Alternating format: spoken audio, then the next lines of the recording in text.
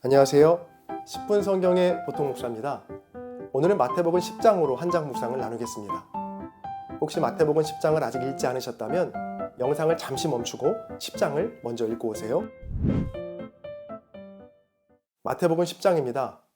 지난 9장에서 추수할 것은 많지만 일꾼이 적다고 말씀하신 예수님은 오늘 10장에서 12명의 일꾼, 즉 12제자를 부르시고 그 일꾼이 감당해야 할 임무와 감수해야 할 위험, 그리고 누리게 될 영광 등에 대해 말씀하십니다.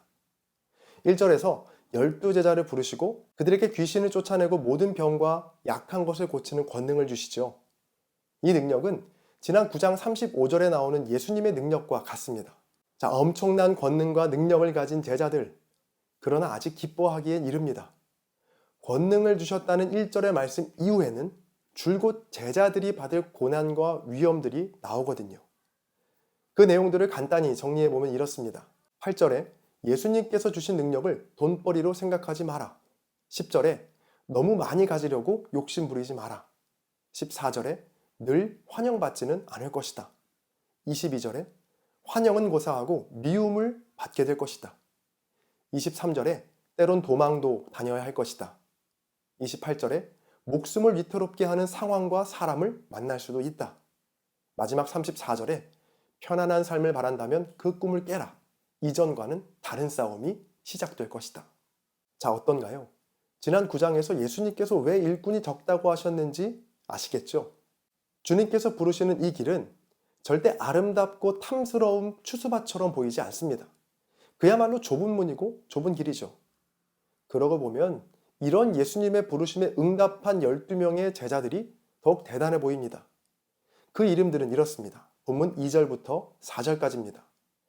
12사도의 이름은 이러하니 베드로라 하는 시몬을 비롯하여 그의 형제 안드레와 세베대의 아들 야고보와 그의 형제 요한, 빌립과 바돌로메, 도마와 세리 마테, 알페오의 아들 야고보와 다데오, 가나나인 시몬 및 가룟 유다, 곧 예수를 판 자라. 혹시 12제자의 이름이 늘 헷갈리셨다면 위에 있는 영상을 보고 오세요. 다시 한번 주님이 제시하신 제자의 삶을 생각해 보시죠. 돈 벌 생각하지 마라. 욕심 부리지 마라. 환영받지도 못한다. 환영보다는 미움을 더 받게 된다. 도망도 다녀야 한다. 목숨까지도 잃을 수 있다. 전혀 다른 싸움이 시작된다. 이런 말도 안 되는 제안을 받아들인 사람이 바로 12제자입니다. 그리고 또 이런 제안을 받아들인 사람들이 있죠. 바로 저와 여러분들입니다. 아마 이 중에 돈 벌기 위해서, 욕심을 채우기 위해서, 환영받기 위해서 예수님을 따르는 사람은 아무도 없을 겁니다. 세상은 이해 못하는 가시밭 같은 길을 가겠다고 다짐한 사람들이 바로 저와 여러분입니다. 자, 그런데 이렇게 엄청나고 중대한 결심으로 주님을 쫓는 자들이 조심하고 경계해야 할 게 있습니다. 그건 바로 영적 원시입니다. 이 원시는 근시와는 다르게 멀리 있는 건 잘 보지만 가까이 있는 물체를 잘 보지 못하는 눈을 말합니다. 영적 원시가 무슨 말이냐면 주님의 부르심을 가깝고 사소한 곳이 아닌 먼 곳에서만 찾으려 하는 태도를 말합니다. 예수님도 제자들에게 가장 처음으로 하셨던 말씀도요, 바로 영적 원시를 조심하라였습니다. 오늘 본문 5절과 6절입니다. 예수께서 이 12를 내보내시며 명하여 이르시되 이방인의 길로도 가지 말고 사마리아인의 고을에도 들어가지 말고 오히려 이스라엘 집에 잃어버린 양에게로 가라. 아멘. 주님은 제자들에게 말씀하십니다. 멀리 갈 필요 없이 너와 가장 가까이에 있는, 손 닿을 거리에 있는 사람들에게 먼저 복음을 전하라고 말이죠. 우리는 종종 하나님의 부르심이 저 멀리, 저 높이 있을 거라 생각합니다. 그래서 오늘, 그리고 지금 나의 삶의 자리에서 주어진 아주 작고 사소해 보이는 부르심에 대해 소홀할 때가 있습니다. 주님은 이런 우리에게 당부하시듯 오늘 본문을 통해 말씀하시죠. 이방인의 길로도 가지 말고 사마리아의 고을에도 들어가지 말고 오히려 이스라엘의 집, 즉 너와 가장 가까이에 있는 잃어버린 양에게로 가라. 본문의 말씀을 메시지 성경으로 읽으면 그 의미가 더욱 분명해집니다. 본문 5절과 6절입니다. 예수께서 12명의 추수할 일꾼을 보내시며 이렇게 당부하셨다. 믿지 않는 자들을 회심시키려고 먼 곳부터 다니지 마라. 공공연한 적과 거창하게 싸우려 들지도 마라. 바로 여기 가까이 있는 잃어버린 사람들, 혼란에 빠진 사람들한테 가거라. 그들에게 하나님 나라가 여기 있다고 말하여라. C.S. 루이스의 스크루테이프의 편지라는 책에 보면 선임 악마 스크루테이프는 후배 악마에게 어떻게 하면 사람들과의 관계를 망가뜨릴 수 있는지에 대해 다음과 같이 나오는데요. 그 책의 일부를 읽어드리겠습니다. 가장 기본적인 의무는 등한시한 채 가장 어렵고 영적인 의무에만 마음쓰게 하거라. 명백한 것을 무서워하며 소홀히 여기는 인간의 특성은 정말 쓸모가 있지. 그걸 더 강화시키거라. 그리고 선임 악마는 자신이 맡고 있는 그리스도인에 대해 이렇게 말합니다. 내가 맡은 환자, 즉 그리스도인 중에는 아내나 아들의 영혼을 위해서는 열렬한 기도를 쏟아놓다가도 진짜 아내나 아들에게는 기도하던 그 자리에서 곧바로 욕설과 폭력을 서슴지 않는 무척 길이 잘 든 인간들이 있었다.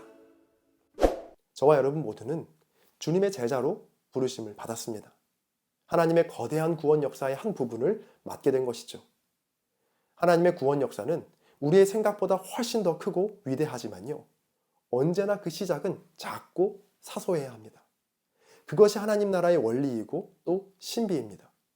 먼 곳부터 갈 필요 없이 지금 내 곁에 있는 사람, 그 사람과의 관계에서 아주 사소한 문제부터 하나님의 성품과 사랑을 드러낼 때 그곳에 바로 하나님의 나라가 임하게 될 줄로 믿습니다. T.C. 해리슨 워런의 오늘이라는 예배라는 책에 보면 이런 글귀가 나옵니다. 20대 시절 그녀는 대부분의 시간을 복음주의 운동을 하며 보냈다고 합니다. 세상을 바꾸고 싶었고 적어도 아주 조금이라도 바꾸고 싶어 했습니다. 정의를 추구하고 지극히 작은 자를 섬기는 공동체의 일원이 되고 싶어 했죠. 그래서 그녀는 노숙인을 돕기도 하고요. 몇몇 기독교 공동체에서 함께 지내며 이러한 하나님 나라의 운동에 열심을 내었습니다. 그런 그녀가 나이가 들고 결혼을 하고 아이를 낳으면서 정작 나와 가장 가까이 있는 가족들에게 소홀히 하고 있는 자신의 모습을 발견하게 됩니다. 그 책의 일부를 읽어드리겠습니다.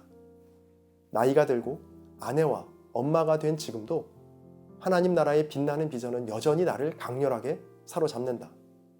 그러나 내가 샬롬의 아름다움이나 세상 속으로 침투하시는 그리스도의 평화 사역과 같은 큰 이념을 표방한다 할지라도 나는 종종 가장 사랑하는 사람들과 다툼과 논쟁을 온종일 벌이고 있는 나 자신을 복원한다. 나는 남편에게 고함을 지르는 평화주의자다. 그리고 그녀는 이렇게 말하죠. 세상 속에서 하나님의 평화와 선교를 추구하는 일은 내가 있는 곳, 나의 집, 나의 동네, 나의 교회에서 바로 내 옆에 있는 사람들과의 관계에서부터 시작되어야 함을 나는 조금씩 깨닫고 있다. 바로 하나님의 나라는 먼 곳이 아닌 바로 내 옆에 있는 사람들과의 관계에서부터 시작된다는 겁니다. 여러분은 어떠신가요? 혹시 여러분도 남편이나 아내, 친구들이나 아이들에게 고함을 지르는 평화주의자는 아니신가요?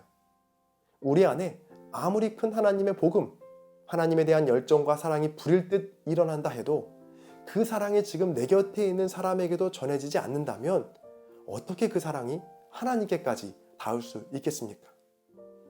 제자들을 부르시고 그들에게 하신 주님의 첫 명령을 기억하십시오. 먼 곳부터 가지 말아라. 가장 가까운 곳에 있는 잃어버린 자에게로 가라. 오늘 내가 다가가야 할 잃어버린 사람은 누구인가요? 혹시 진정으로 사랑해야 할 대상을 향해 아무렇지도 않게 고함을 지르고 있지는 않으신가요? 오늘부터 곁에 있는 사람을 위해 따뜻한 눈빛과 말 한마디, 평화의 인사를 건넬 수 있기를 바랍니다. 그런 평범한 하루하루가 쌓여 마치 누룩과 같이 하나님의 나라가 여러분을 통해 놀랍도록 번져가고 커져갈 줄로 믿습니다. 지금은 댓글 작성 시간입니다. 오늘의 영상을 통해 아니면 여러분 각자의 묵상에서 발견한 은혜와 도전들을 댓글에 남겨주세요. 댓글을 적기가 부담스러우신 분들은 좋아요와 공유로 한 장 묵상에 동참해 주세요. 여러분의 나눔이 누군가에겐 큰 위로와 도전이 될 수 있습니다. 찬양 들으시면서 댓글 남겨주시고요. 저는 다음 영상에서 뵙겠습니다. 감사합니다.